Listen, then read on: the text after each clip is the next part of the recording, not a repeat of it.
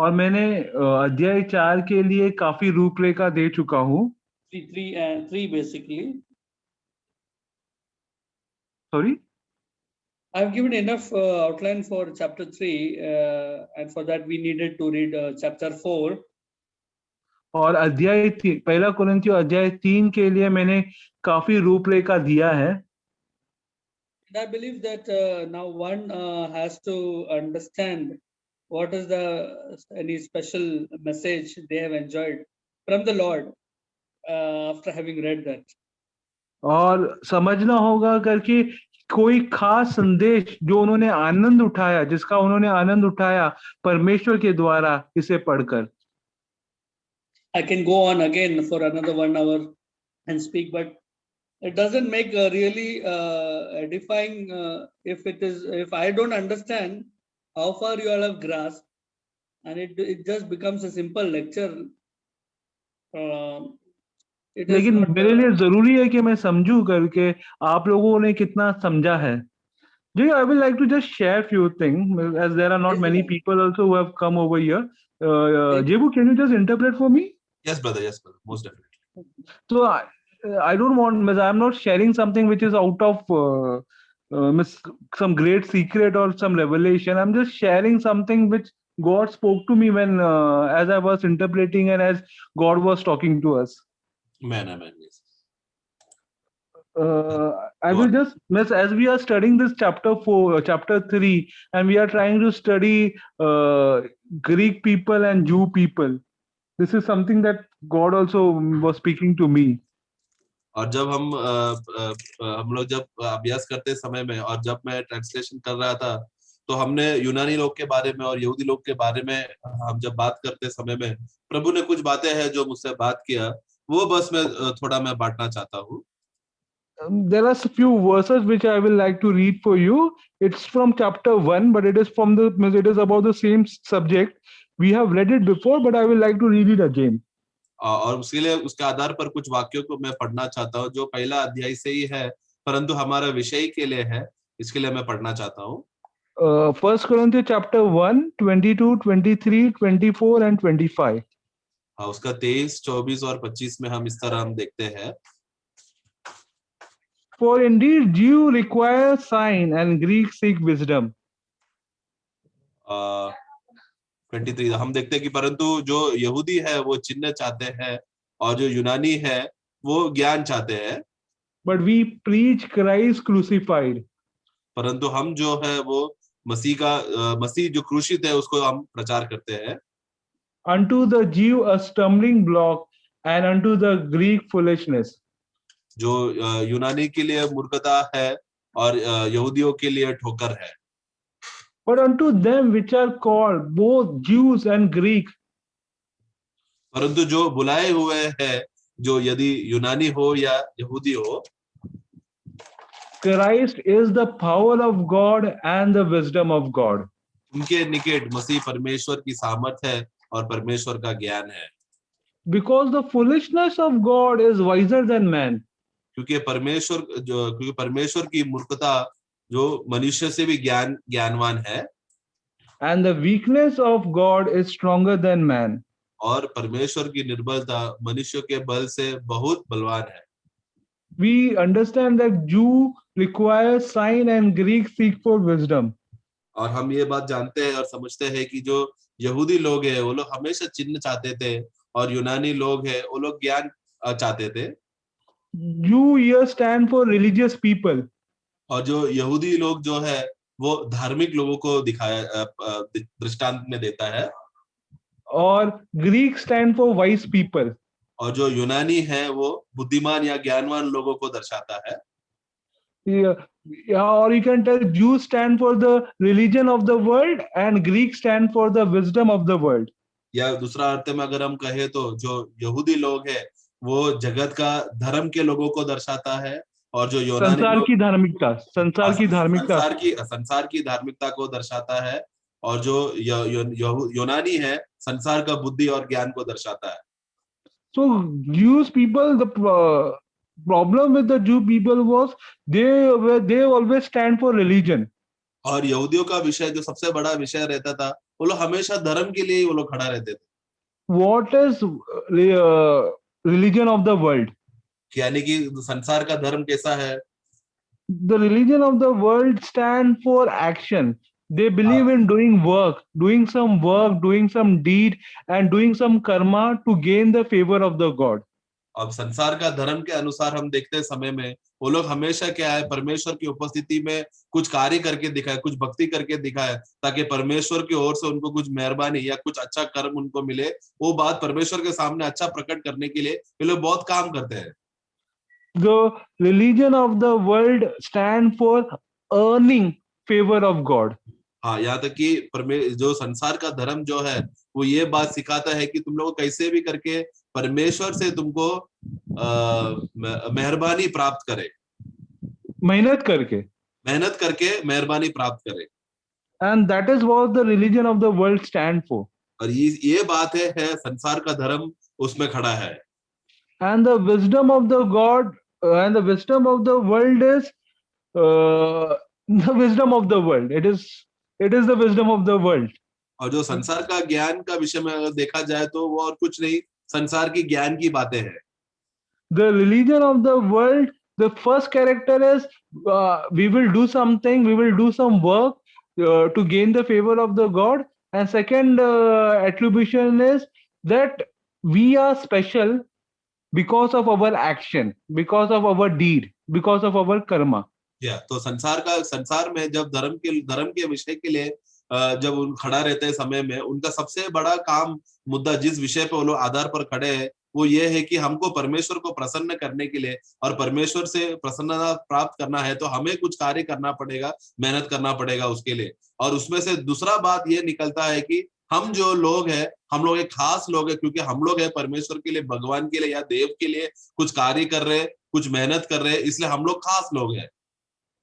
And wisdom of the world is all kind of knowledge which is available in the world, all kind of philosophy which is available in the world. और जो ज्ञान का बातें आते हैं समय में, हम देखते हैं समय में संसार में जितना भी बातों का जानकारी है, जितना भी बातों का पहचान है, ये सब बातों का ज्ञान रखना। फिलोसफी इज तत्व ज्ञान है हिंदी, मैंने ये गूगल किया। ओके तो और संसार का सब प्रकार का तत्व ज्ञान विषय में देखना। So Jews stand for the religion of the world and Greeks stand for the wisdom of the world. तो इस तरह हम देखते हैं कि जो यहूदी है वो पूरा संसार का धर्म की बातों के विषय में वो लोग खड़े हैं, और जो यूनानी जो है वो संसार का ज्ञान का बातों के लिए खड़े हैं। So Jews are looking for the power of God and Greeks are looking for the wisdom of God. तो इस रीति से वो लोग क्या करते हैं, यहूदी लोग हमेशा वो लोग परमेश्वर का कोई सामर्थ्य की बातों को वो लोग देखते रहते हैं, और जो यूनानी जो है वो लोग संसार परमेश्वर का ज्ञान को कुछ खोजने का कोशिश करते हैं ये ज्ञान से। And in today's world also now, if we look around, you will find this two kind of people in today's world also. One who stand for the religion of the world, one who stand for the wisdom of the world. इसके लिए हम देखते समय में, अगर आज का संसार में भी अगर हम लोग ध्यान से देखेंगे, आज के जमाने में भी इस दो प्रकार के लोगों को हम देख सकते हैं, या ढूंढने को तो मिल जाएगा। एक जो संसार का धर्म की बातों के लिए खड़ा रहता है, और दूसरा है संसार का ज्ञान की बातों के लिए खड़ा रहता है। See, if we go out and meet, there are only two category of people. One who are traditional, who are orthodox. तो अगर संसार में अगर हम जाएंगे तो दो प्रकार के लोगों को हम देखेंगे। एक है ट्रेडिशनल, यानी कि अपना पूर्वजों पुराने रीत रिवाजों को रीत रिवाजों को जो पूर्वज के रीत रिवाजों को मानकर चलने वाले लोग, वो एक प्रकार के लोग हैं। And the second are the modern kind of people who think that they have modernized and they have thinking of new generation. और दूसरा हम देखते हैं कि जो अभी का नया पीढ़ी के समान के बुद्धि के लोग, यानी कि क्या सब बातें नया है, पुराना पुराना थोड़ी करना है, सब नया नया बातें करना है, इस तरह का नया पीढ़ी का मन के लोग। In fact, a Jew and a Greek is also in us. और यहाँ तक कि यहूदी का ये स्वभाव और यूनानी का ये दोनों स्वभाव हमारे अंदर है। Is there in everybody. और ये हम सब में है। Means everybody is striving hard to win the favor of God. Everybody is thinking to do something to win the favor of God. क्योंकि सब मनुष्य अपने आप में वो लोग कोशिश करते हैं और मेहनत करते हैं कि किस तरह से परमेश्वर से वो लोग मेहरबानी प्राप्त करे, या परमेश्वर उनके ऊपर मेहरबान हो जाए, या परमेश्वर कृपा. उनसे प्रसन्न होकर कृपा पाए। And everybody is thinking, means everybody has their own wisdom, and everybody is seeking the wisdom in the world. Means this is there in us also. Yes, और सब लोग हम देखते हैं कि दुनिया में सब लोग हैं, वो संसार में से कुछ तो ज्ञान प्राप्त करने या ज्ञान का खोजी होते हैं, और संसार में इस तरह ज्ञान का बातों में वो लोग खोजते रहते हैं, और ये दोनों स्वभाव हमारे अंदर भी है। So when in Corinthian, Paulus is talking about Jew and Greek, they are not some stranger. They are there in today's world also, and they are there in us also. और फिर जब कोरिन्थ कलीसिया में पौलुस जब ये यूनानी के बारे में और यहूदियों के बारे में बोलते समय में, ये लोग कोई अन्य लोग या कोई दूर के लोग नहीं है, बल्कि ये आज के जमाने में भी पाया जाएंगे, और ये स्वभाव हमारे अंदर भी है। And today also there are so many wisdom of world, because there are so many philosophy, there is art of living, there is subconscious power of subconscious mind, plus there are yoga. So this is what, these are different philosophy, these are different wisdom of the world, and people are just following it up. और संसार में अगर हम लोग देखने जाएंगे, ढूंढने जाएंगे, तो हम लोग बहुत प्रकार के ज्ञानी लोगों को मिलेंगे, जो संसार के आधार पर, संसार के तौर तरीके के अनुसार वो लोग अपना अपना तत्व ज्ञान बनाकर वो लोग योगा करते हैं, श्वास लेना, किस तरह हमारा जिंदगी जीना चाहिए, इस तरह का बुद्धि की बातें, ये सब ज्ञान की बातें बोलकर अभी भी दुनिया में बहुत चल रहा है ये सब बातें। Power of subconscious mind. If you go to any corporate world, if you go to any training center, they will talk about power of subconscious mind. And if you understand it right, it is the power which you derive from your soul. हाँ, और फिर हम देखते हैं कि अगर जब भी जहां पर भी जितने जितने बड़े बड़े ऑफिस में है, उधर सब जगह पे हमारा सबकॉन्शियस Uh, गुप्त ज्ञान, अंतर्ज्ञान, अंतर्ज्ञान इज इंट्यूशन, अंतरात्मा, ओके, तो अंतर जो हमारे प्राण के सामर्थ्य के द्वारा निकलने वाला अंतरात्मा से पहचान करके उसका सामर्थ्य को बाहर निकल। आज दुनिया भर के ऑफिस में ये सबका शिक्षण और अभ्यास दिया जाता है कि अगर तुम लोग इस अंतर्ज्ञान को या अंतरात्मा को तुम लोग कायम करोगे तो तुम लोग को बहुत शांति मिलेगा। इस तरह का उपदेश वो लोग बहुत जगह पे ज्ञानी लोग बांटते हैं। So there are Jews and there are Greek everywhere in today's world also.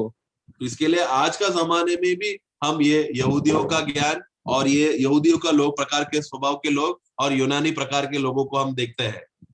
And there is a Jew and there is a Greek within us also. और यही स्वभाव जो यूनानी स्वभाव और यहूदियों का स्वभाव, ये दोनों स्वभाव हमारे अंदर भी है। I don't know how much I am able to explain it, but you need to understand this point that there is a Greek and there is a Jew within me. और मैं पता नहीं मैं आप लोगों को कितना मैं ये समझा पाऊंगा, परंतु हमें बस मैं ये बात बताना चाहता हूँ कि हम सबके अंदर या मेरे अंदर ये स्वभाव है, वो ये एक यूनानी का स्वभाव और एक यहूदी का स्वभाव। And there is a Greek and there is a Jew throughout the world. It is there in my neighbor. It is there in the environment. और इतना ही नहीं, ये पूरा दुनिया भर में, विश्व भर में, आसपास में, पड़ोस में भी ये दो प्रकार का स्वभाव को, यूनानी और यहूदी का स्वभाव को देखने को मिलता है। And what is the answer? See, I am also striving to win the favor of God, and I am also seeking wisdom तो in myself. इसमें विषय क्या है, मुद्दा क्या है? क्योंकि मैं भी बहुत कोशिश कर रहा हूँ परमेश्वर से कुछ भी कृपा मैं पाऊं, परमेश्वर से कुछ मेहरबानी पाऊं और संसार का कैसा भी करके थोड़ा ज्ञान प्राप्त करूं, ये बात का कोशिश मैं भी कर रहा हूँ। This is one thing which everybody is striving for. One, how to win the favor of God, and B, how to win the wisdom, means how to become more wise. और ये तो सब मनुष्य लोग ये बात का यत्न करते रहते हैं, कोशिश करते रहते हैं कि कैसा भी करके परमेश्वर से मैं कृपा पाऊं या मेहरबानी पाऊं, और यहाँ तक कि संसार में जितना ज्ञान हो सके उतना मैं प्राप्त करूं।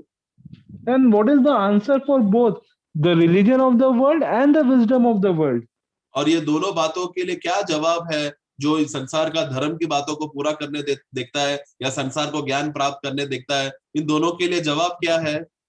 We read in verse 23. उसका हम लोग 23वां वाक्य में हम पढ़ते हैं। The answer comes from Apostle Paul, but we preach Christ crucified, unto the Jew a stumbling block and unto the Greek foolishness. और पौलुस इस बात का उत्तर देकर वो कहता है कि परंतु हम जो क्रूस पे चढ़ाया हुआ मसीह का हम प्रचार करते हैं, जो यहूदियों के लिए एक ठोकर का कारण है और यूनानियों के लिए ये एक इनके लिए मूर्खता है। but verse 24, but unto them which are called, means for people like us, both Jews and Greek, Christ the power of God and the wisdom of God. परंतु जो बुलाए हुए हैं यहूदी हो या यूनानी, यानी कि हमारे समान के लोग, हम जो बुलाए हुए लोग हैं, उनके निकट मसीह क्या है? परमेश्वर का सामर्थ है और परमेश्वर का ज्ञान है। To plan something, to strategize something, to make something, you require wisdom of God. अगर कुछ बातों को हमें बनाना है, निर्माण करना है, या कुछ बातों को हम लोग अगर प्लान करते हैं, तो उस सब बातों के लिए हमें परमेश्वर का ज्ञान का जरूरत रहता है। And once, if a plan has been shaped, once the plan has been made, to execute it, we require power. और एक बार हमने जो बातें हमने सोच कर रखा है, वो जो बातें उसको जो करना है करके विषय में आने के लिए, वो बात को पूरा करना हो तो हमें सामर्थ्य का जरूरत रहता है। So Jesus Christ crucified is the wisdom of God which help us to plan everything. तो यीशु मसीह जो क्रूस पे चढ़ाया गया था, क्रूस पे मरा गया था, वो परमेश्वर की ओर का ज्ञान है हमारे लिए, जिससे हमें मदद मिलता है बातें सोचने के लिए, योजना बनाने के लिए. योजना बनाने के लिए। And the Christ who is crucified is also the power of God to execute those plans. और फिर जो मसीह जो क्रूस पर चढ़ा गया है, वही हमारे लिए एक सामर्थ है, ताकि उस सामर्थ से हम लोग जो योजना किया बातों को पूरा कर सके। So the Jew which is in me and the Greek which is in me, I need to tell them, the religion which is in me, which seeks to do action, which seeks to do work, which seeks to do karma to gain favor of God. तो इसलिए जो यहूदी जो मेरे अंदर है, जो परमेश्वर की उपस्थिति में कुछ अच्छा होने के लिए या कृपा पाने के लिए मेहनत करता है या कर्मा करता है ताकि कुछ काम करे, उस यहूदी से मुझे बताना है कि the cross of the Christ, the work of the Christ on the cross is complete for everything. कि क्रूस पे चढ़ा हुआ मसीह जो है वो संपूर्ण है और वही काफी है सब बातें करने के लिए। And the Greek in me which seek wisdom in the world. और जो मेरे अंदर जो यूनानी है, जो यानी कि संसार का ज्ञान को खोजता है, उस मन को I need to tell him also that the work of the Christ on the cross is complete. हाँ, मुझे उसे भी बताना है कि देख क्रूस पर चढ़ा है वह मसीह, यानी क्रूसित प्रभु यीशु मसीह में सारा कार्य पूर्ण हो चुका है, संपूर्ण हो चुका है। I need to tell both of them which are there in me only, the Jew and the Greek, that your answer, what you are seeking for, the Jew in me is seeking what work shall I do to gain the favor of God. I need to tell him that the work of the Christ on the cross, to put your faith on the work of the Christ on the cross, and it will be fulfilled. तो मेरे अंदर जो यहूदी है, यानी कि जो धर्म का बातें है, धर्म की बातों को पूरा करने के लिए जो मेहनत करता है, जो कष्ट करता है, कर्मा करता है, कर्म करके परमेश्वर की ओर से कुछ कृपा पाओ, उस बात को, उस विषय को, उस मन को मुझे कहना है कि देख मसीह ने जो तुझे पूरा किया है क्रूस पर, वही काफी है, उसी में है मुझे बना रहना है, वही आधार है। And the Greek in me, who is seeking for the wisdom of the world, who is continuously seeking wisdom, I need to tell him that I am seriously foolish, I am seriously good for nothing. And that's the reason I trust on the work of the Christ on the cross, which is my wisdom. और जो मेरे अंदर जो यूनानी है, जो संसार का ज्ञान का बातों को खोज करते रहता है, जो हमेशा बुद्धि की ज्ञान की, बातों, जो बुद्धि की बातों का खोज करते रहता है, उस व्यक्ति को भी मुझे यही कहना है कि देख मैं तो मूर्ख हूँ, मैं तो निर्बल हूँ, मुझ में कोई ऐसा कुछ भला बात नहीं है, इसलिए मुझे उस क्रूस पे चढ़ा हुआ प्रभु यीशु मसीह का जरूरत है, जो सच्चा ज्ञान है। Amen. Praise God. Praise Lord.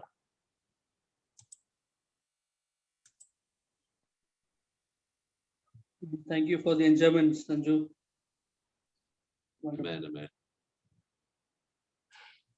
Please, all brothers, I would request everyone to open their hearts and share out whatever the blessing, the enjoyment from the scripture you have comprehended, or else God has opened up. इसलिए मैं चाहता हूँ कि सभी भाई लोग अभी तक हमने जो मनन किया हुआ विषयों में से जो भी प्रभु ने आपसे बात किया हो, तो उसमें आप प्लीज अपना आनंद बांटे, ताकि हम लोग सब लोग वो आनंद को हम लोग अनुभव उठा सके।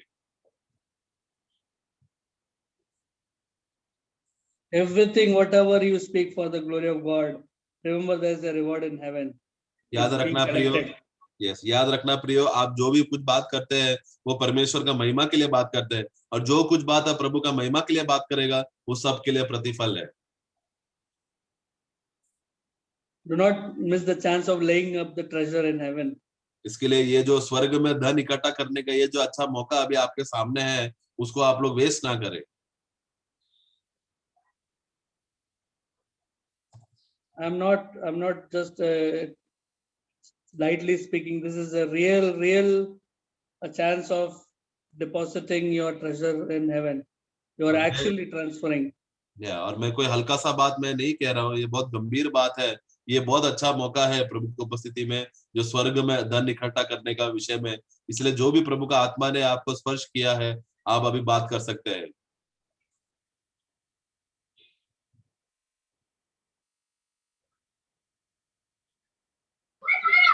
Shall I speak for a moment?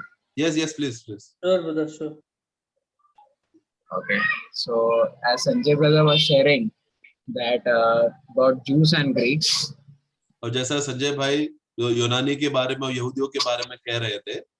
JB, you want to rest? Do you want me to interpret? Okay, brother, you continue. Okay. Yeah. Okay, so Jews actually we saw that they are seeking for a sign, and Greeks for a wisdom. और हम देखते हैं कि यहूदी लोग जो है वो चिन्ह का खोज करते हैं, और जो यूनानी लोग हैं वो परमेश्वर की बुद्धि का खोज करते हैं। We also saw that Jews represents the religion of the world. और हमने ये भी सीखा करके यहूदी लोग जो है वो संसार का धर्म का चिन्ह है।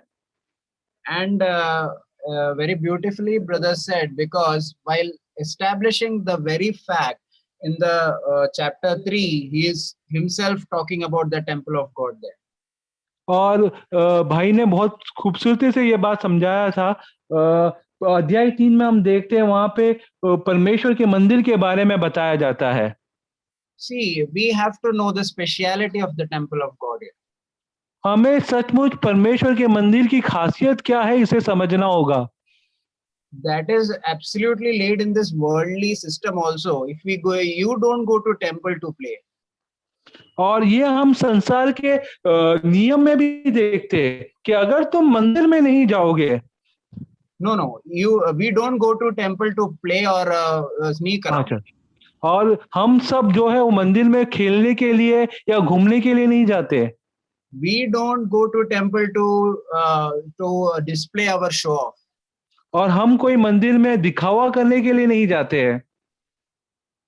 And especially the people who say that they boast of something, when they go to temple, they show some form of godliness.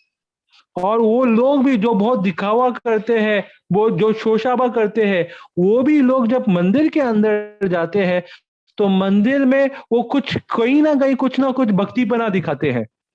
Why they show the form of godliness is because the fact that they know that there is something, a sort of presence of God here.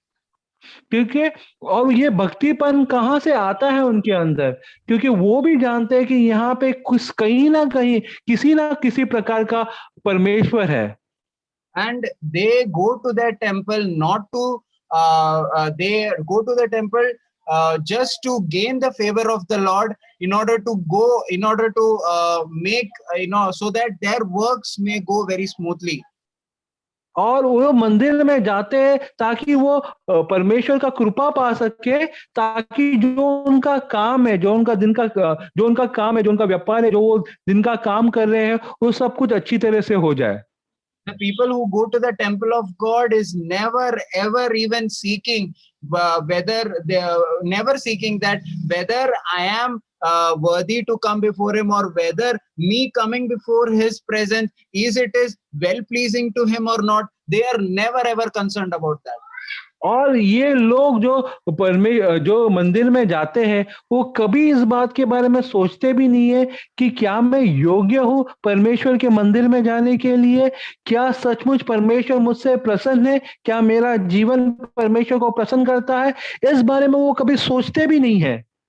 That is very much obvious, because that they are not thought of, that they are not even read in their laws.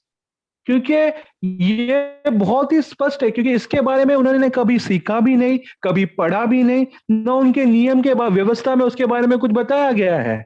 But yes, brothers, we are so blessed that we do not need to go to any building to seek the favor of the Lord, or to pray or to seek God. But Lord has called ourselves itself as a temple of God, and there God's word of God is being showered on. और हम लोग सचमुच कितने धन्य लोग हैं कि हमें परमेश्वर की कृपा पाने के लिए कोई मंदिर में, कोई इमारत में जाने की कोई जरूरत ही नहीं पड़ती है, लेकिन यहीं पे हमारे ऊपर परमेश्वर का कृपा हुआ है। If you want to hear the speaking of the God, we need not go to any, we need not travel. It is that we have to come to ourselves. That is why when that lost son, when he went out far away from the father, the word there it is written is when he came to himself. That means when he came to know that he is so rich, his father is so rich, and there is so wastage of food over there that no one wanted, and I am as his own son, and I am eating this rubbish thing. When he came to himself, that particular knowledge came to him. और हमें परमेश्वर की आवाज सुनने के लिए, हमें परमेश्वर की वाणी सुनने के लिए अभी कहीं जाने की जरूरत नहीं पड़ता है। जैसे हम लोग वो उड़ाऊ पुत्र के बारे में, उड़ाऊ पुत्र, राइट? Yeah. उड़ाऊ पुत्र के बारे में पढ़ते हैं कि जब वो सब कुछ छोड़ के, अपने पिता को छोड़ के जब चला गया था, तो वचन कहता है कि जब वो अपने शुद्धि में आया, जब वो अपने शुद्धि में आया, उसका अर्थ है जब उसे खुद अपने आप के समझ में आया करके, हाँ मेरे पिता के घर में इतना खाना है कि वो बर्बाद हो जाता है वहां पे खाना, और लोग खाते हैं, खाने के बाद तृप्त हो जाते हैं, और तृप्त हो जाने के बाद भी वहां पे खाना बच जाता है, और यहाँ पे मैं सूअर का चारा खा रहा हूँ और मेरे पास खाने के लिए नहीं आया। जब परमेश्वर का वचन कहता है कि जब वो शुद्धि में आया, जब वो अपने आप के शुद्धि में आया, तब उसे समझा। Yes. So verse 16 and 17, if you read 1 Corinthians chapter 3. और अगर हम लोग पहला कोरिन्थियों अध्याय 3 वचन 16 और 17 पढ़ेंगे। Do you not know that you are the temple of God and that the Spirit of God dwells in you? क्या तुम नहीं जानते कि तुम परमेश्वर का मंदिर हो और परमेश्वर का आत्मा तुम में वास करता है? Oh brothers, what a beautiful verse is this. और कितना खूबसूरत, कितना सुंदर वचन है ये। Are we able to comprehend the depth of this verse? क्या हम ये वचन की गहराई को समझ पा रहे हैं? Here the Lord is saying that if you want to know where Lord is speaking, it is for sure that it is in the temple of God. But are you realizing the temple of God is you yourself? और यहाँ पे वचन परमेश्वर के मंदिर के बारे में कह रहा है, लेकिन क्या तुम ये बात को समझते हो? क्या तुम्हें इस बात की शुद्धि है कि तुम स्वयं परमेश्वर के मंदिर हो? That is a very great knowledge. और ये तो सचमुच अद्भुत और महान है।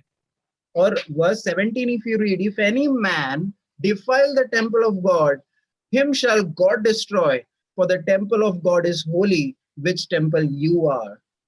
यदि कोई परमेश्वर के मंदिर को नाश करेगा तो परमेश्वर उसे नाश करेगा, क्योंकि परमेश्वर का मंदिर पवित्र है और वो तुम हो। Yeah, so we should be so much careful to destroy God's temple. Why? Because every sin that we do, we are actually sinning against our body, which we are raising a finger against God, which is the temple of God itself. How much beware we should be, how much cautious we should be. तो हम जो स्वयं परमेश्वर के मंदिर है, हमें कितना ज्यादा सावधान रहना है, क्योंकि जो भी हम शरीर में पाप करते हैं, हमारे खुद के शरीर में जो भी पाप होता है, वो पाप असल में परमेश्वर के मंदिर को नाश करता है। वो पाप असल में परमेश्वर के मंदिर को दुखाता है, परमेश्वर के मंदिर को कलंकित करता है, और प्रभु का, परमेश्वर का क्रोध भड़काता है। But yeah, chapter 6 verse 18, if you read. और अध्याय 6 का वचन 18 अगर हम पढ़ेंगे। Flee fornication. Every sin that a man does is outside the body, but he that commits fornication sins against his own body. What? Verse 19. What? Know you not know that your body is the temple of the Holy Spirit? व्यभिचार से बचे रहो। जितने और पाप मनुष्य करता है वे देह के बाहर है, परंतु व्यभिचार करने वाला अपने ही देह के विरुद्ध पाप करता है। क्या तुम नहीं जानते कि तुम्हारा देह पवित्र आत्मा का मंदिर है जो तुम में बसा हुआ है और तुम्हें परमेश्वर की ओर से मिला है और तुम अपने नहीं हो। Yes, yes. Are we able to understand the heinousness of this sin? और क्या सचमुच हम समझ पा रहे हैं ये परमेश्वर के वचन की गहराई? We are raising our finger against the holy temple of God, which God Himself has established. और हम वो परमेश्वर के मंदिर के विरुद्ध में अपना उंगली उठा रहे हैं जो मंदिर स्वयं परमेश्वर ने बनाया है।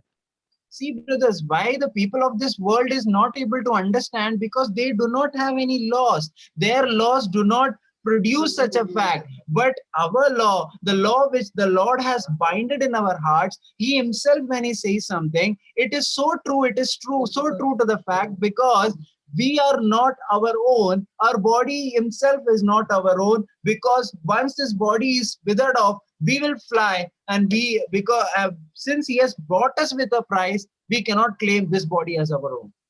और ये बात जो है, जो परमेश्वर ने हमारे अंदर बनाया, जो परमेश्वर ने हमारे अंदर बनाया है, जो सचमुच परमेश्वर की ओर से आया हुआ है, जो हमारा शरीर है, परमेश्वर का बनाया हुआ मंदिर, अगर हम ये बात को समझेंगे नहीं, ये बात की गहराई को समझेंगे नहीं, ये बात की सुंदरता को समझेंगे नहीं कि हम जो स्वयं है, हमारा जो शरीर है, वो सचमुच परमेश्वर का बनाया हुआ मंदिर है, जो परमेश्वर ने स्वयं बनाया है हमें। See, brothers, we have to understand Paul is a tent maker. भाइयों, हमें समझना है, पौल जो था पेशे से वो एक तंबू बनाने वाला था। He always relate his body to the tent. और वो हमेशा अपना शरीर को तंबू के साथ तुलना करता था। Why, you know, why he is relating always to the tent? और वो हमेशा क्यों तंबू के साथ अपना शरीर की तुलना करता था?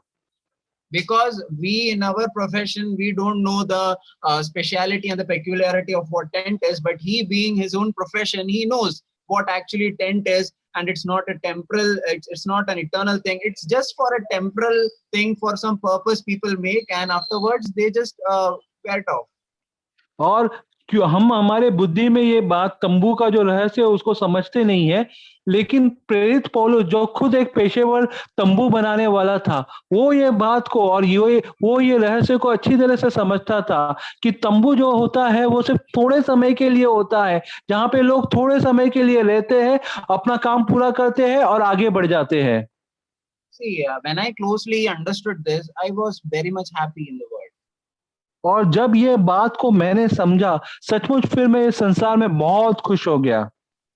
See, when you make a tent, तो आप जब एक तंबू को बनाते हो, when it is fully prepared and when it is set for people inside to reside in, और जब वो पूरी तरह से तैयार हो जाता है और लोग उसके अंदर अभी रह सकते हैं, they live very happily.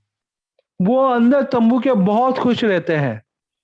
But they are actually not very much happy in that sense, where they live in a very much permanent houses, which is built on rocks.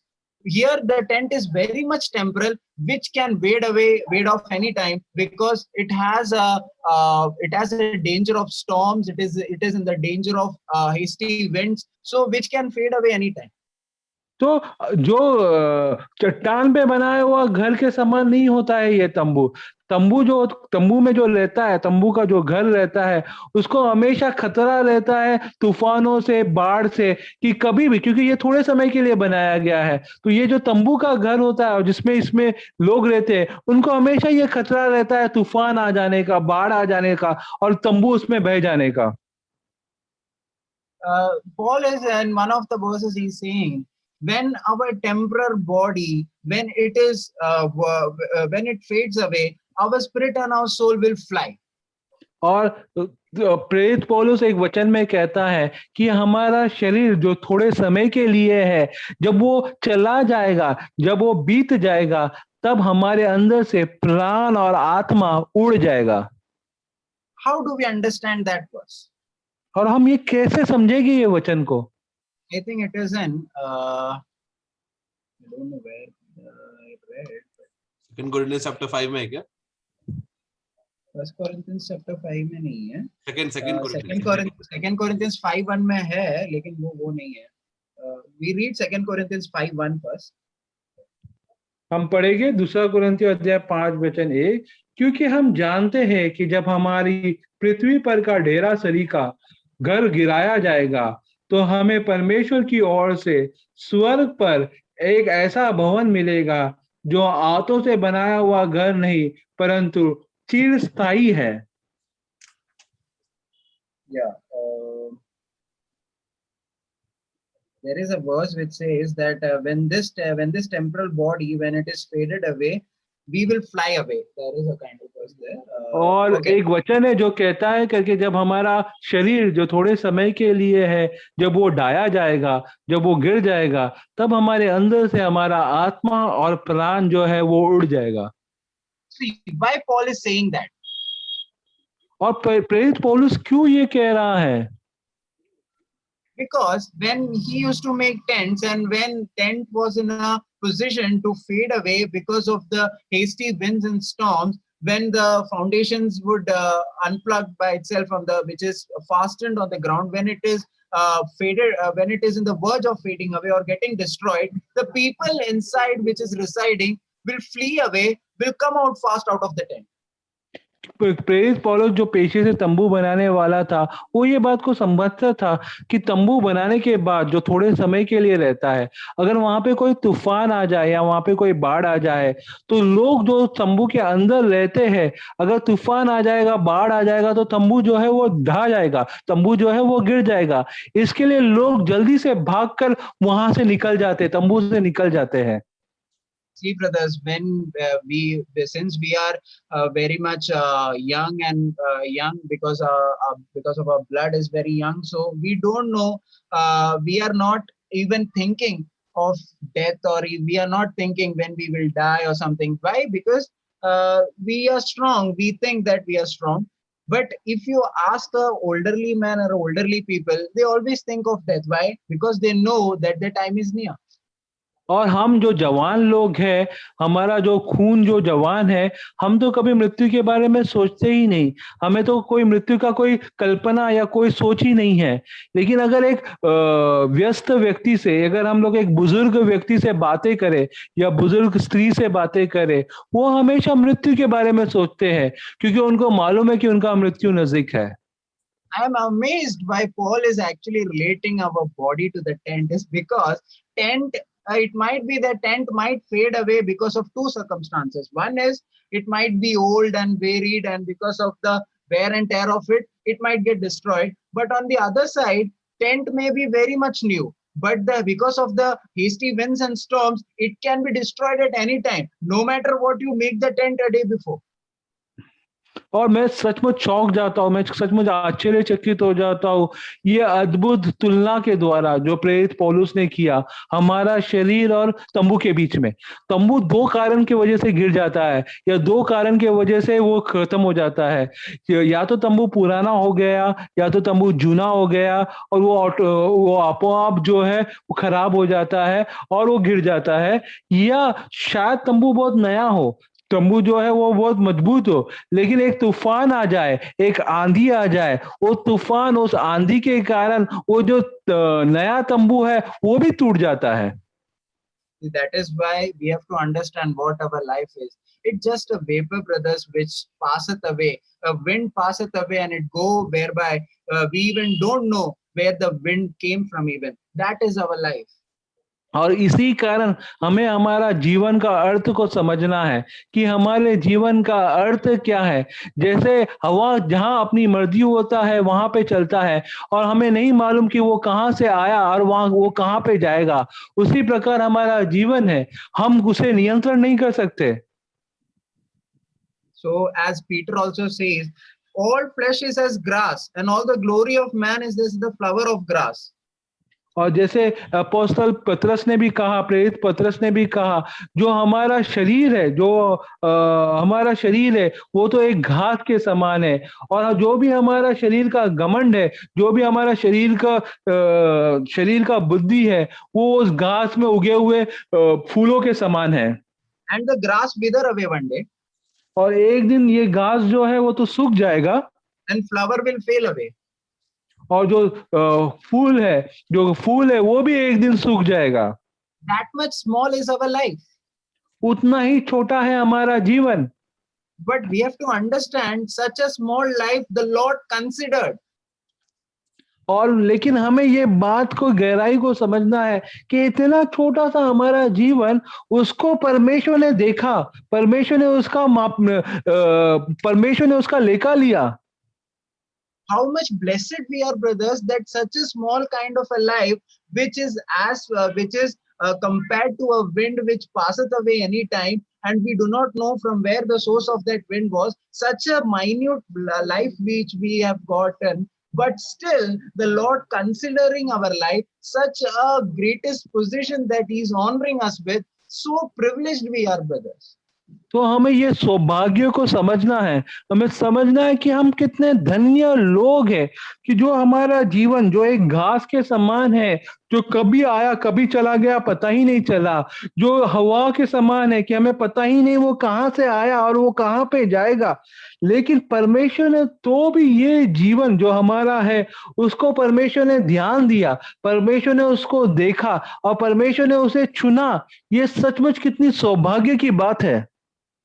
So why, when people die, why the spirit and the soul is flying away? What's the reason? The reason is nothing but Paul is saying specifically, he is comparing our body with the tent by saying that when tent is destroyed, the people who are residing will no longer live there, but they will flee away.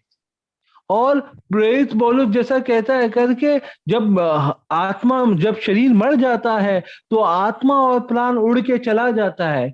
क्यों? जैसे ये तंबू होता है, तंबू जब नष्ट हो जाता है, तंबू जो ढा जाता है, लोग जो उसके अंदर रहते हैं वो आपो आप बाहर निकल कर चले जाते हैं, उस प्रकार। But since our body is of a little stature and it will not last for a longer time, but still that is so, Lord is not dishonoring our body, but since He has redeemed our soul, He has redeemed our spirit, He is redeeming our body. You know why? Because that too is precious, because that contains the very soul which Lord has redeemed. That is why in the coming kingdom He will raise our body. That is the redemption of body that we all are speaking of. आमेन। तो परमेश्वर ये जो शरीर जो एक दिन ढा जाएगा, ये जो शरीर जो एक दिन नष्ट हो जाएगा, परमेश्वर उसकी भी गिनती रखता, परमेश्वर उसका भी ध्यान देता है। क्योंकि ये शरीर जिसके अंदर उसका मूल्यवान आत्मा, मूल्यवान प्राण रहता है, वो शरीर जो एक दिन ढा जाएगा, परमेश्वर ने उसका लेखा लिया है, परमेश्वर ने उसका शुद्धि लिया है, और हमें स्वर्ग में जो आने वाले दिनों में एक महिमा से भरा हुआ शरीर मिलने वाला है, महिमा से भरा हुआ शरीर हमें मिलेगा। परमेश्वर ने उसकी भी व्यवस्था करके रखी है। That is why, brothers, a small enjoyment which I am having in the Lord nowadays is this, that our body, it is prized and it is bought with a great price by our Lord. और यही बात का आज मैं परमेश्वर में अध्ययन कर रहा हूँ कि हमारा जो शरीर है वो सचमुच मूल्यवान है, और ये शरीर को परमेश्वर ने हमारा जो शरीर है अब हमारा नहीं है, परमेश्वर का है, जिसे परमेश्वर ने मूल्य चुका के, मूल्य दे के खरीदा है। Do we think it is a small thing for the Lord to die on a cross? क्या आपको लगता नहीं कि ये कोई छोटी बात नहीं है कि परमेश्वर क्रूस पे स्वयं आ गया कि वो क्रूस पे मारा जाए? Because in order to redeem us from all these three kinds of redemption, saving redemption that the Lord is preparing for us, it took the Lord's very blood to shed for that purpose. ये हमारे उद्धार के लिए, कि हमारा शरीर, हमारा प्राण और हमारा आत्मा तीनों के तीनों उद्धार प्राप्त करे, इसके लिए जरूरी था कि प्रभु यीशु मसीह संसार में आए और क्रूस के ऊपर अपना लहू, मूल्यवान कीमती लहू को बहाए। That is why Paul is saying, no man deceive himself. इसीलिए प्रेरित पौलुस कहता है कोई व्यक्ति अपने आप को धोखा ना दे. If any man among you seemeth to be wise in this world, let him अगर- become a fool, that he may be wise. अगर कोई व्यक्ति अपने आप को इस संसार में बुद्धिमान समझता है तो वो अपने आप को पहले मूर्ख बनाए ताकि वो बुद्धिमान बन सके. Yes, brothers, we are brought in a price. हाँ भाइयों, हमें मूल्य चुकाकर दाम देकर खरीदा गया है. Amen. आमीन.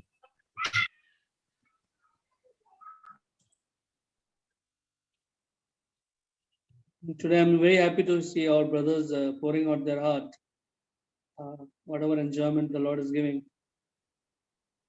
I want और more आज मैं brothers सचमुच to- बहुत खुश हूँ जैसे भाई परमेश्वर का वचन बांट रहे हैं.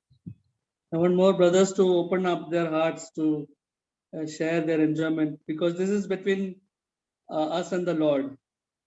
और मैं चाहता हूँ कि सारे भाई जो है अपना हृदय खोलकर परमेश्वर ने जो उनको खुशी दिया है, आनंद दिया है, वो सबके साथ बांटे, क्योंकि ये हमारा खुद का आनंद है. For this purpose, we are here on the earth to encourage one another to progress in Christ, to encourage one another to seek things of Christ, and so that people do not give up, or lose focus from Christ.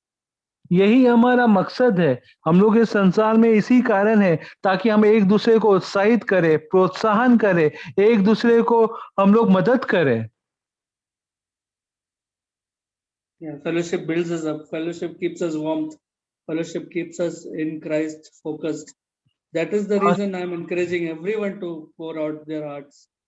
संगति जो है वो हमें जो संगति जो हमें हमेशा बनाए रखती है, बांधे रखती है, प्रभु में एक करके रखती है. इसीलिए मैं हमेशा उत्साहित करता हूँ भाइयों को कि वो कुछ बांटे, कुछ बोले. Even the silent brothers can speak today. अगर कुछ भाई जो कभी बोलते नहीं है, आज दिन है आप अपना खुशी, अपना आनंद हमारे साथ बांट सके. Please share. I beg. Please share. और मैं आपसे दरख्वास्त करूंगा, विनती करूंगा कि आप कुछ बांटे.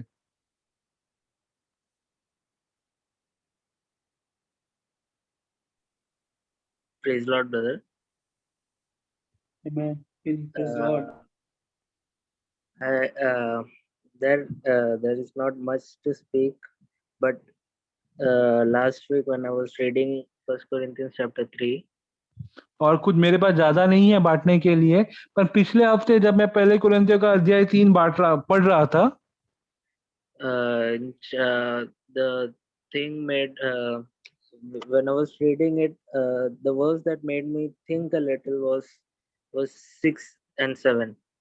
और अध्याय 3 का वचन 6 और 7 जब मैंने ये पढ़ा तो सचमुच मुझे सचमुच उसने सोचने में मजबूर कर दिया.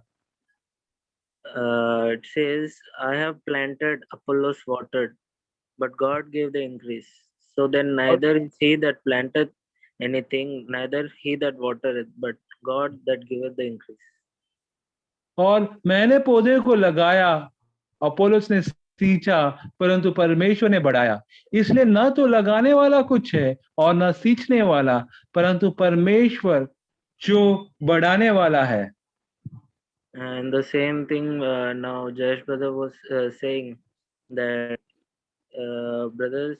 brothers speak up that it is the matter of reward, the Lord will reward you, and that made me think that next verse says the same, verse 8. और जैसा अगला वचन भी कहता है और भाई जयेश भी कह रहे थे, क्योंकि हम परमेश्वर के सहकर्मी हैं, तुम परमेश्वर की खेती और परमेश्वर का रचना हो. कि जैसे भाई जयेश बता रहे थे कि जैसे हम परमेश्वर में ये बांट रहे हैं, परमेश्वर का ज्ञान दे रहे हैं, उसका पुरस्कार हमें, उसका इनाम हमें स्वर्ग में मिलेगा और हम सचमुच स्वर्ग में उस पुरस्कार के वारिस होंगे.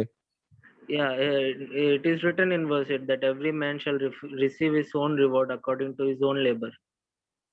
और वचन which verse brother? 8. और वचन 8 में लिखा है, लगाने वाला और सींचने वाला दोनों एक है, परंतु हर एक व्यक्ति अपने ही परिश्रम के अनुसार अपनी ही मजदूरी पाएगा। Yeah, when Paul is right, as we heard from brother Sanjay and Bensi brother before, that everyone has a Jew and Greek nature inside them. और जैसे हम सीख रहे थे कि हर एक व्यक्ति के अंदर ये एक यहूदी का स्वभाव है और एक यूनानी का स्वभाव है। And Bensi brother pointed out that we are the temple of God. और जैसे भाई बेंसी ने हमें बताया कि हम स्वयं जो है वो परमेश्वर के मंदिर है। Yeah, when Paul is writing that, don't you know that you are the temple of God? He is focusing on the individual aspect there. और जब प्रेरित पौलुस कह रहा है कि हम परमेश्वर के मंदिर है, वो हमारे व्यक्तित्व के बारे में बता रहा है। Individual aspect in means one person, only one person, focusing on yeah. व्यक्तित्व का मतलब है सिर्फ एक व्यक्ति, सिर्फ मैं, सिर्फ स्वयं।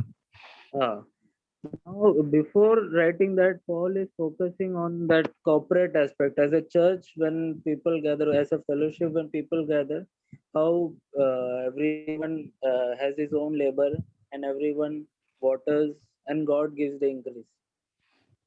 और इससे पहले जो प्रेरित पौलुस बता रहे हैं या सिखा रहे हैं वो कॉर्पोरेट के बारे में है, जहाँ पे हम सब मिलकर, सारे भाइयों मिलकर जो भी हम काम करते हैं, जो भी हम पौधे को लगाते हैं, जो भी हम सींचते हैं, जो भी हम बढ़ाते हैं, उसका परिणाम परमेश्वर देता है। Even though Paul, when in the beginning, Paul is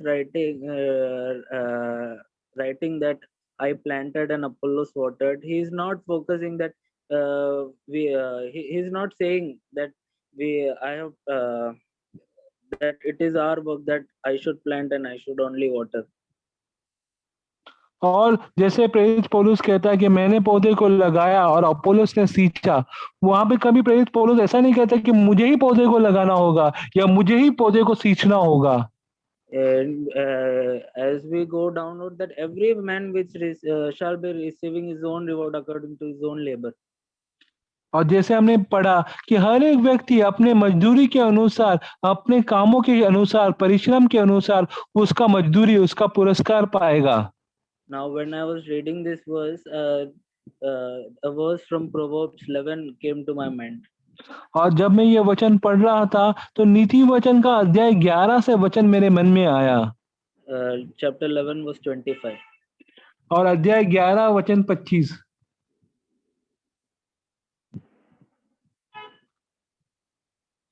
उदार प्राणी पुष्ट हो जाता है और जो औरों की खेती सींचता है उसका भी सींचा जाएगा। आमीन। Yeah, he that watereth shall water also himself. और जो दूसरों की खेती सींचता है उसका भी खेती सींचा जाएगा। That means when we are gathering, brothers, when we are having fellowship, it is right that God gives the increase. But when brothers are speaking, when each brothers are sharing, they are watering others and they are watering themselves also.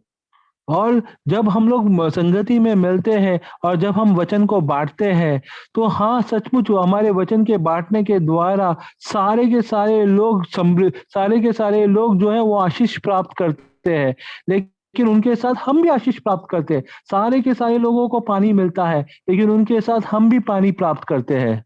The same thing Paul says that each one will receive his own reward. Means when we are watering others, we ourselves are getting encouraged that yes, I should do like that.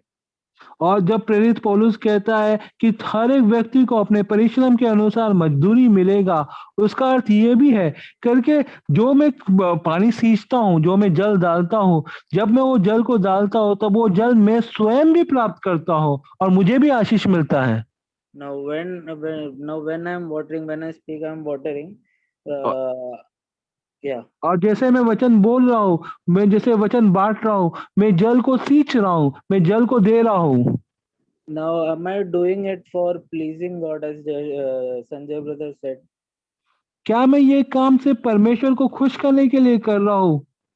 No, but because the grace which was given to us, to each one of us, in verse 10, Paul is saying about himself there.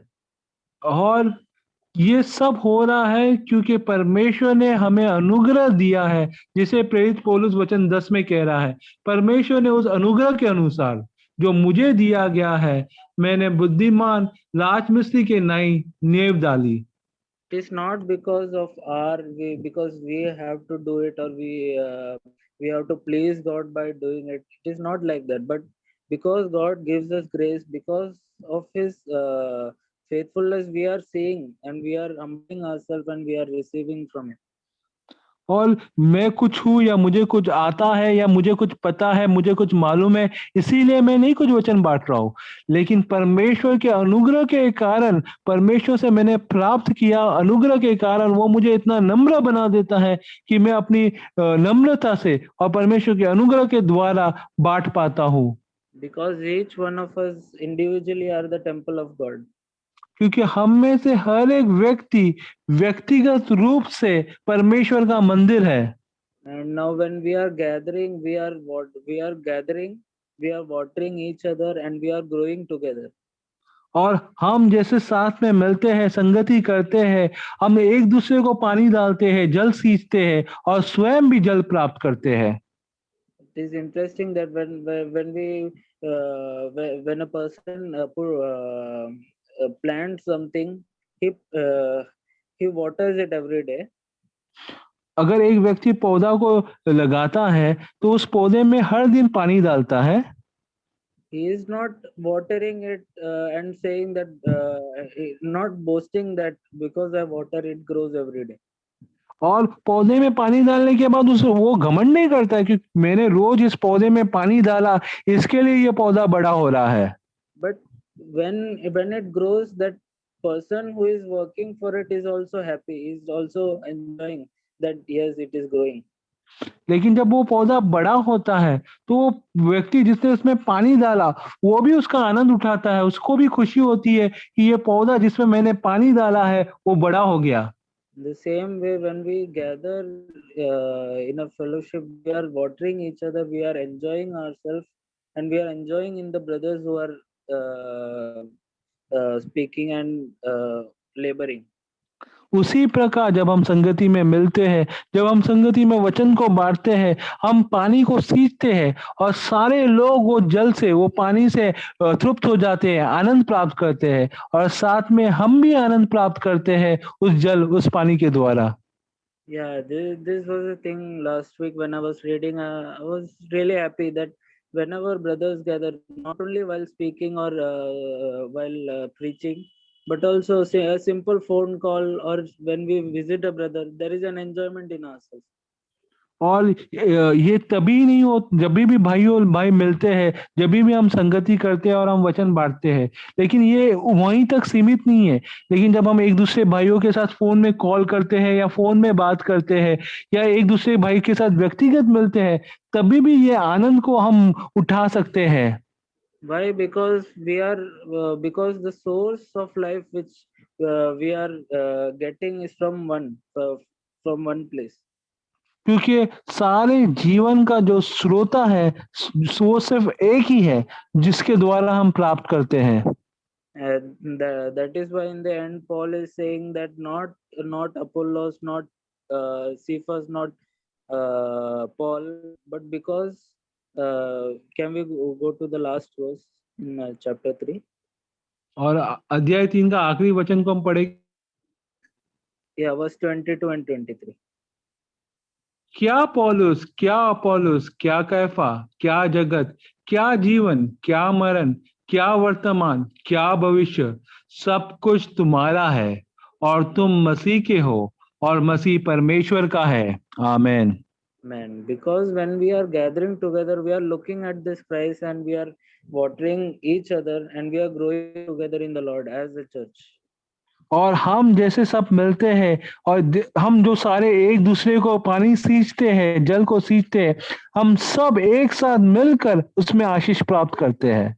And whenever I'm going to the world or whenever I'm not living according or not living according to the Lord,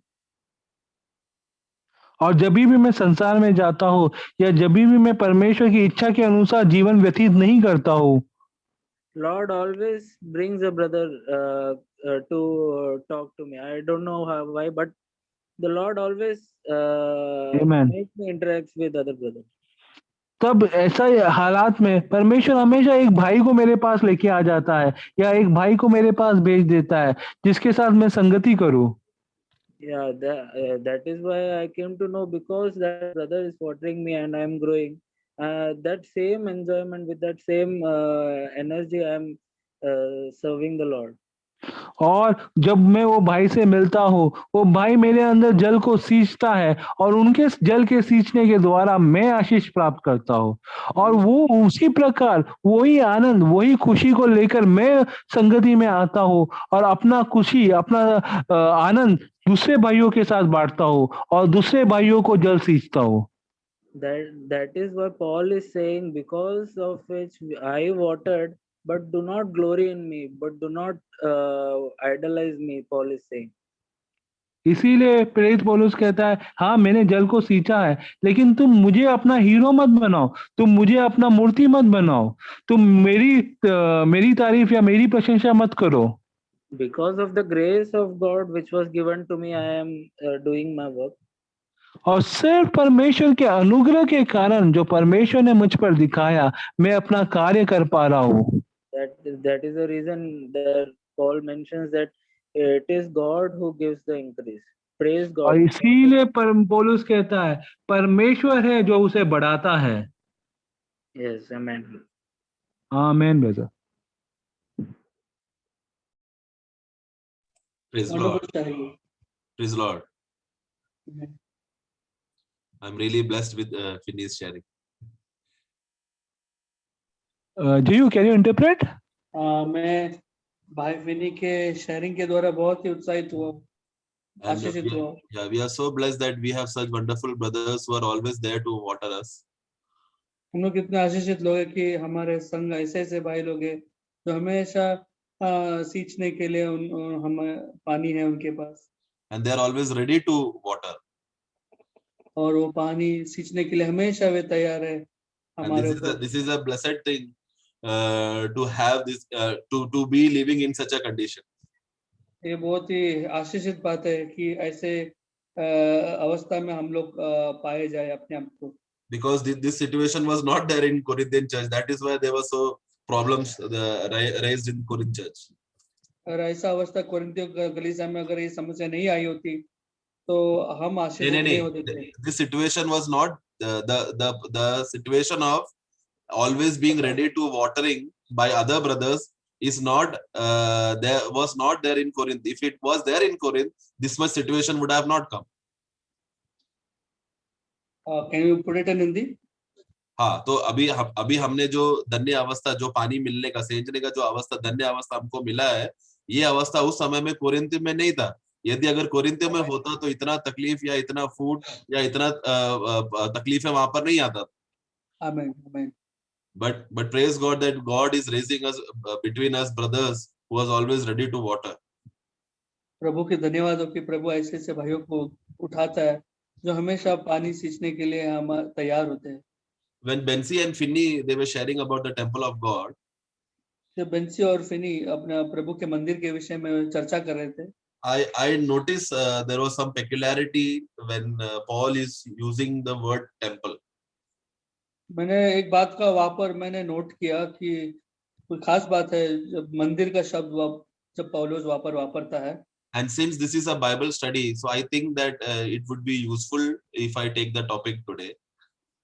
और क्योंकि ये Bible study है तो मेरा ये विश्वास है कि ये बहुत ही उपयोगी होगा कि आज हम का मुद्दा उस मंदिर को लेकर से हम चर्चा करें। It's just a small thing that I noticed, and I just want to share my enjoyment. एक छोटी सी बात है जो मैंने नोट किया और मैं अपना आनंद को आपके साथ बांटना चाहता हूँ। So yeah, so here in 1 Corinthians chapter 3, verse 16, it says that you are the temple of God. पहले कोरिन्थियों का 3:16 में ऐसा लिखा है कि तुम परमेश्वर के मंदिर हो। Then in 1 Corinthians chapter 6 verse 19 it says that you are the temple of the Holy Spirit. लेकिन पहले कोरिन्थियों के 6:19 में वहां पर लिखा है कि तुम पवित्र आत्मा के मंदिर हो. तुम्हारा देह पवित्र आत्मा का मंदिर है. That your body is the temple of the Holy Spirit. आमीन. तुम्हारा देह पवित्र आत्मा का मंदिर है, ऐसा यहाँ पर ऐसा लिखा है. In 1 Corinthians chapter 3 says that you are the temple of God.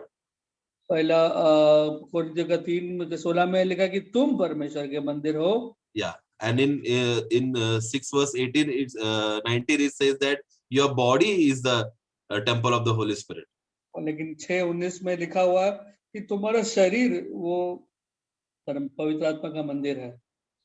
And then again there is this type of verse is used in 2 Corinthians.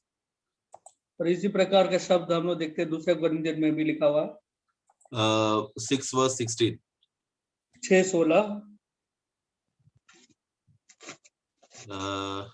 This says that for ye are the temple of the living God. हाँ, उसमें पढ़ेंगे. और मूर्तों के 6:16 क्योंकि हम तो जीवित, हाँ यहाँ पर है, क्योंकि हम जीवित परमेश्वर के मंदिर हैं. क्योंकि जीवते परमेश्वर का मंदिर है. Yeah.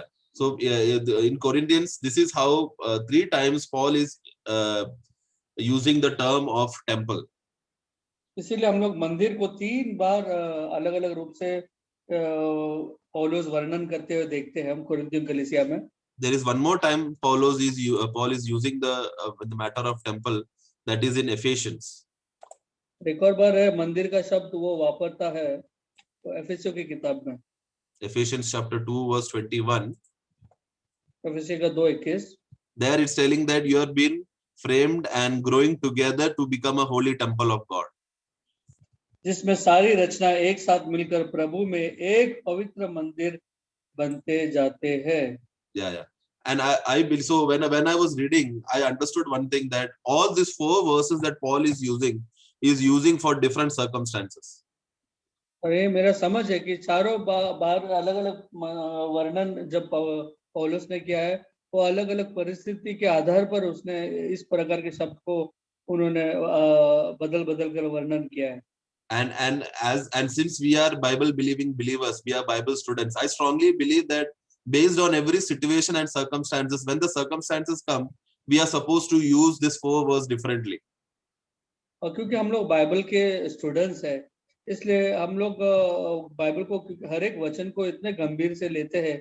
तो हर एक बार जब वचन क्यों ऐसा लिखा है उसको समझने के लिए उसके परिस्थिति को समझकर उस प्रकार के शब्द को हमें वापरना जरूरी. Yeah. So for example, when we say that when my body is the temple of God, जब हम कहते हैं कि उदाहरण के रूप में कि मेरा शरीर पवित्र परमेश्वर का मंदिर है, so at that time we are supposed to take 1 Corinthians chapter 6 verse 18, because there is talking about the human body, that is being used as the temple. Holy Spirit, temple of Holy Spirit लिखा है. Holy Spirit, yeah. My body is actually the temple of the Holy Ghost. जब मेरा शरीर पवित्र आत्मा का मंदिर है, अगर ये बात को दर्शाना हो तो तभी हम लोग को पहले कोरिन्थियों का 6:18 का वचन लेना होगा. Yeah, because in 1 Corinthians chapter 6 it is talking about the fornication. क्योंकि पहले कोरिन्थियों का 6 अध्याय वो व्यभिचार के विषय में लिखा गया है. Yeah, and the fornication which we do it in the by using the body. क्योंकि व्यभिचार हमेशा किया जाता है शरीर के उपयोग के द्वारा. So that is why Paul here in chapter 6 is pointing out that we cannot use this body for fornication, because this body is actually the temple of the Holy Ghost. इसीलिए पौलुस ने वहां पर बताया कि हमें शरीर को इसीलिए इस प्रकार के काम के लिए व्यभिचार के लिए नहीं उपयोग कर सकते, क्योंकि हमारा शरीर तो पवित्र आत्मा का मंदिर है. Yeah, when we'll come to chapter 6, we will see how come to know what the fornication and the adulteration that is happening in Corinthian church. But that is why I'm not going in detail. हम लोग अधिक वर्णन में नहीं उसमें प्रवेश करेंगे, क्योंकि जब हम लोग पहले कोरिन्थियों के 6 अध्याय में स्टडी में पहुंचेंगे तभी उस बात के हम लोग जिक्र करेंगे अधिक गहराई में. Yeah. Then when it comes to in 2 Corinthians chapter 6, जब दूसरा कुरिन्थियों का 6 अध्याय में हम पहुंचते हैं, here there in chapter verse 16 in the beginning is talking about what agreement do we have with the temple of with idols. जो 16 वचन का शुरुआत में ऐसे लिखा कि और मूर्तों के साथ परमेश्वर के मंदिर का क्या संबंध है? Yeah, so here here because we know that we have no relationship with the physical temple of the idols. क्योंकि हम लोग अच्छी तरह से मालूम है कि एक शारीरिक मंदिर और मूर्त के साथ कोई भी नाता है ही नहीं। Murti, yeah. So the temple, so the worldly the temples that we see in the world, which has all the idols, they have all the festivals, and all the prasad and all. We do not have any relationship with that, an agreement with that. क्योंकि हम लोग देखते हैं दुनिया के जो मूर्तियों में दुनिया के अलग अलग तरह के जो पर्व जो मनाते हैं, उनका प्रसाद का जो वे लोग भागीदार होते हैं, इन सारे चीजों में हमारा कोई भी संबंध है ही नहीं। Yeah, because here, so because because the Corinthian people they had the physical worldly satanic temples. क्योंकि कुरिन्थियों के समय में वहां पर संसारिक मूर्ति का संसारिक मंदिर हुआ करते थे। So what they thought that if they want any blessing or if they want any favor from God, they have to come in front of the idols to worship. तो जब अगर हमें कोई भी अगर आशीर्वाद चाहिए रहेगा तो उस मूर्ति के सामने आना पड़ेगा, ऐसा ऐसा मनोभावना थे लोगों का उन दिनों में। Even now we see this, but here Paul is trying to say that you do not have those any agreement with such idols and worldly temples, because you yourself are the temple of the living God. ये आज के दिनों में भी होता है, हम देखते हैं। तो लेकिन पौलुस यहाँ पर दुत्कारता है कि तुम्हारे तो इन लोगों के साथ, इस प्रकार के लोगों के साथ कोई संबंध नहीं है। No, इन लोगों के साथ नहीं, इन चीजों के साथ. If you want any favor from God, please do not go to the worldly temple and idol. You remember that you yourself are the temple of God and God is residing in you. तो तुमको कोई परमेश्वर से आशीर्वाद चाहिए तो तुम्हें इस मंदिर के सामने जाकर झुकने की जरूरत नहीं है, क्योंकि तुम पहले ये जान लो कि तुम स्वयं परमेश्वर का मंदिर हो और परमात्मा तुम्हारे अंदर ही निवास कर रहा है। Amen. So whenever we are giving gospel to the worldly people, at that time we can use this scripture of 2 Corinthians chapter 6, where we can differentiate and tell them that when a person becomes born again, they themselves become the temple of God. तो जब हम लोग किसी के साथ जब सुसमाचार बांटते वक्त ये बहुत ही अच्छा होगा कि हम ये स्क्रिप्चर को हम लोग उपयोग कर सके और उन लोगों को बता सकते हैं कि हम लोग परमेश्वर का मंदिर होने के नाते हम लोग मूर्ति से कोई पूजा का किया हुआ कोई प्रसाद नहीं खा सकते। So because we are Bible believers, we have to be smart and wise enough to use which scripture in which circumstances. क्योंकि हम लोग बाइबल के स्टडी वाले करने वाले बिलीवर्स है, हम लोग इसलिए वचन हम लोग बुद्धिमान बनना है कि कब कौन सा वचन को लेकर अपने आप को बचाना है। So when you're talking to a non-believer and when we want to show that we ourselves are the temple of God, please at that time do not take the scripture of 1 Corinthians chapter 6 verse 18 and tell them that your body is the temple, because here the context is different. इसलिए जब तुम किसी को बताना चाहते हो कि तुम परमेश्वर का मंदिर है, तब हम ये वाला जो पहला कोरिन्थियों का 6:18 का वचन को लेकर हमें वहां पर साबित करने की जरूरत नहीं कि मेरा शरीर पवित्र आत्मा का मंदिर है, क्योंकि यहाँ पर उसका मनोभाव पार्श्वभूमि अलग है, उधर लिखने के पीछे रीजन अलग है। Yes, but when we are talking to a believer who has done fornication, at that time we have to take the scripture of 1 Corinthians chapter 6 and say that don't you know that your body is the temple of the Holy Ghost. लेकिन जब एक विश्वासी अगर कोई किसी प्रकार का व्यभिचार का पाप में गिर जाता है, तब जाके हमें इस वचन को लेकर उसे याद दिलाना है, उसे धुतकारना है कि भाई तुम्हें नहीं जानते कि हमारा शरीर पवित्र आत्मा का मंदिर है। Yeah, at that time please do not take 2 Corinthians chapter 6. So we have to be wise in the spirit. That is why we have the Holy Spirit has been given to us to identify and use the correct scripture in the correct circumstances. इसीलिए हमें पवित्र आत्मा में वचन के अंदर हमें बुद्धिमान बनना है कि सही परिस्थिति के समय में सही वचन को लेने के लिए हमें ज्ञान होना चाहिए, बुद्धि होना चाहिए। Yeah, and when we read in Ephesians, और जब हम एफिसियों की किताब में पढ़ते हैं, here the scenario is Paul is talking about the universal church.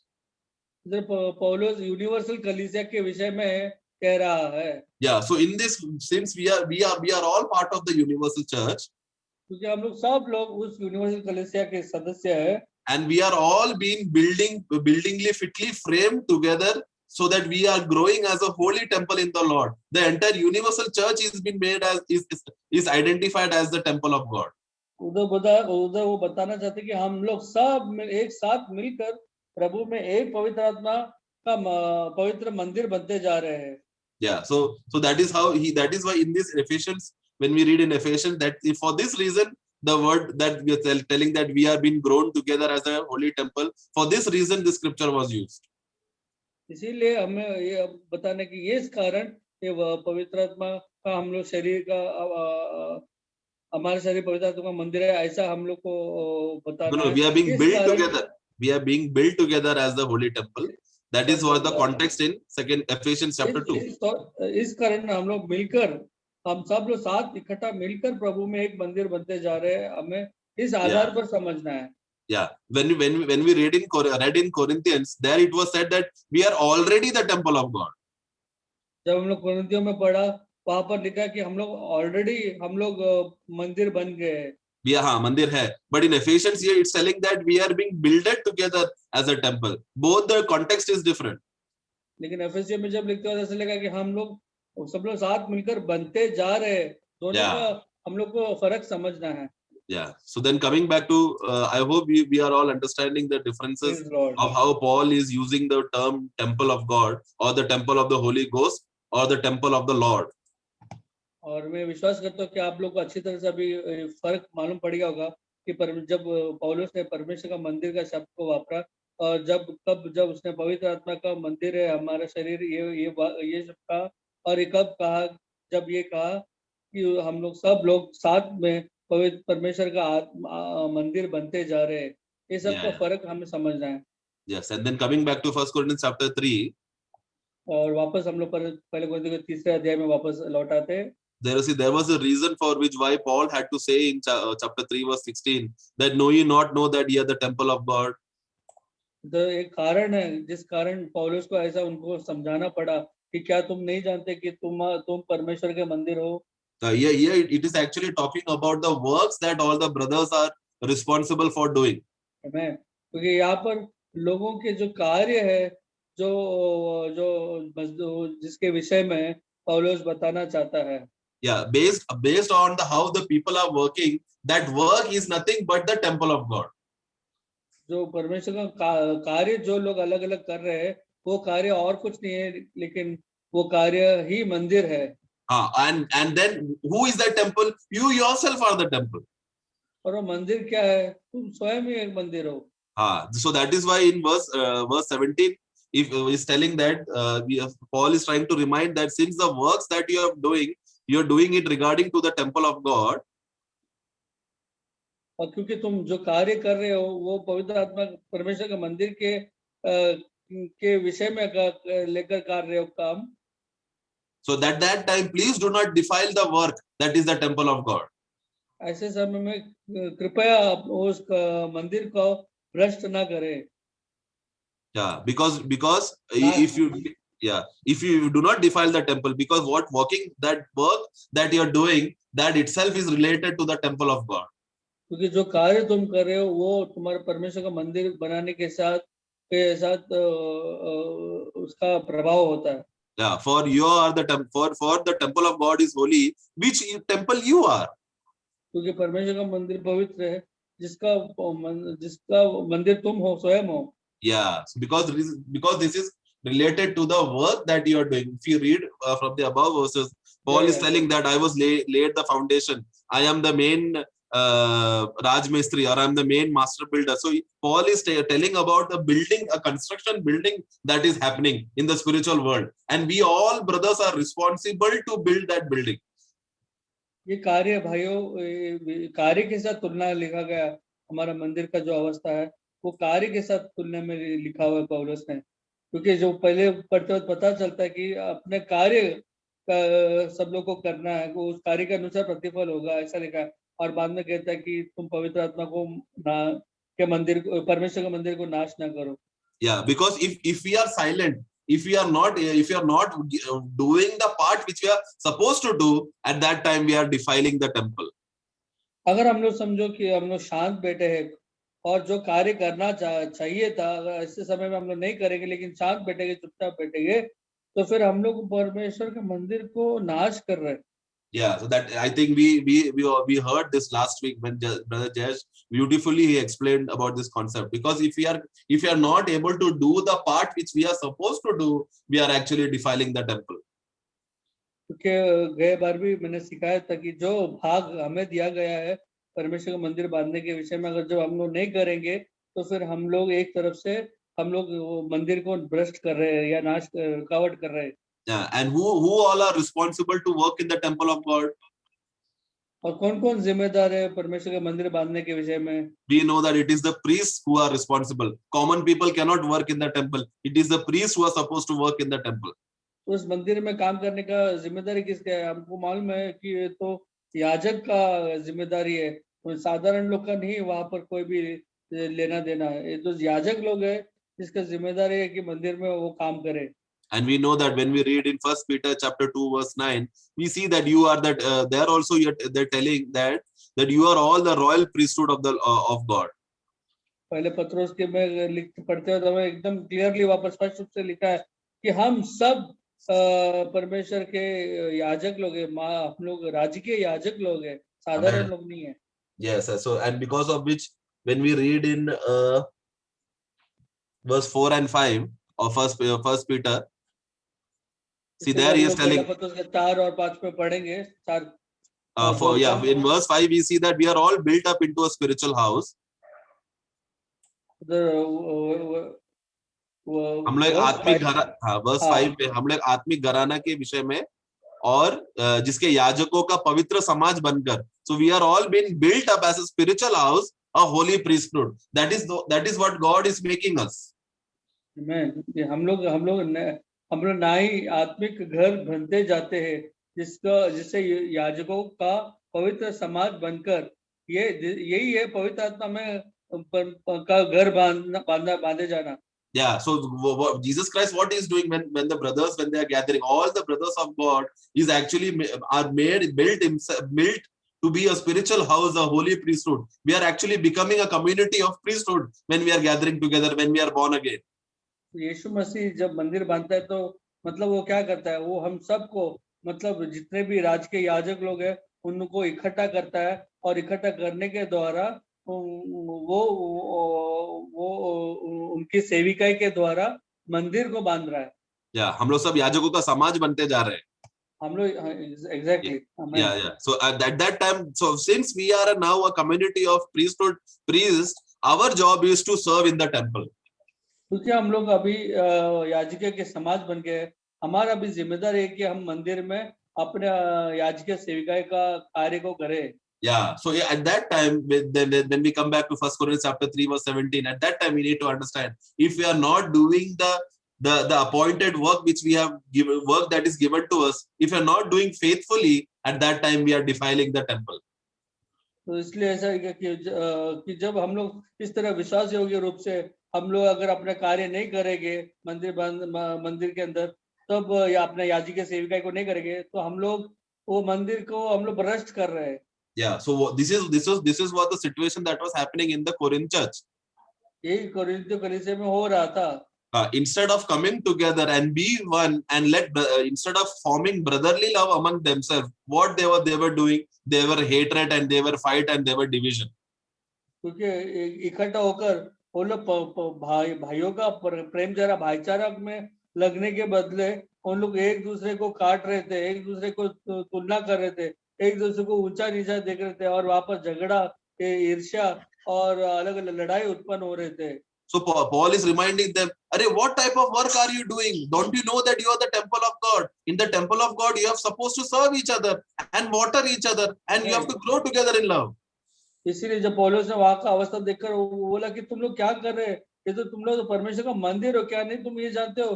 तो परमेश्वर का मंदिर होने के नाते तुम लोग अपना भाईचारा का प्रेम के द्वारा एक दूसरे का सेवकाई करना है, पानी सींचना है। Yeah, so Paul he was so emotional in this matter because he knows that how important it is we have to be to serve the temple of God. पौलुस एकदम भावुक हो गया क्योंकि वो अच्छी तरह से जानता था कि परमेश्वर के मंदिर में मैं किस प्रकार जिम्मेदारी का निभाना, किस तरह मैं सेविकाई वापर करना है। So please do not bring any other wisdom other than this in the church. इसलिए और किसी प्रकार का बुद्धि की बातों को, ज्ञान की बातों को कलीसिया में लाकर कलीसिया को भ्रष्ट मत करो।